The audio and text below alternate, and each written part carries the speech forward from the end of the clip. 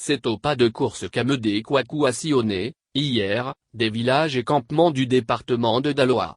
En sa qualité de président de l'association des cadres du Centre pour le développement du RHDP, ACD, et accompagné d'une forte délégation, il s'est rendu dans les bourgades d'Adjamé, de Bouassa Kwamekro, Ziatayaoku Amekro, Yakuba Carrefour, Tangakro Bandamakro pour instruire les habitants de ces localités sur les actions du chef de l'État et du gouvernement.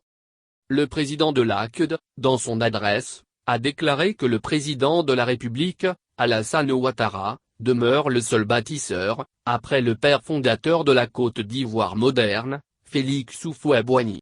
Pour lui, après la décennie de crise qui avait détruit presque tous les acquis et réalisations du pays, le chef de l'État a reconstruit le pays et l'a positionné sur la scène internationale.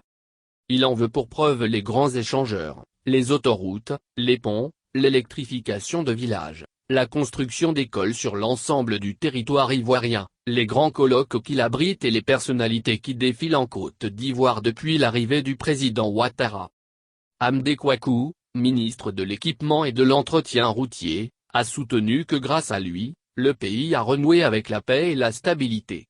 Aussi a-t-il invité les populations à réitérer leur confiance au RHDP à l'élection présidentielle à venir, en vue de continuer le développement de la Côte d'Ivoire et d'améliorer davantage les conditions de vie des populations. Sans la paix, rien ne peut se faire et être entrepris. On voit que depuis le RHDP est là, le pays est en paix, a-t-il insisté. Amédée Kouakou a, en outre, affirmé à ses interlocuteurs que le RHDP a été créé conformément à la vision du président Félix Houphouët-Boigny pour perpétuer ses œuvres et réalisations.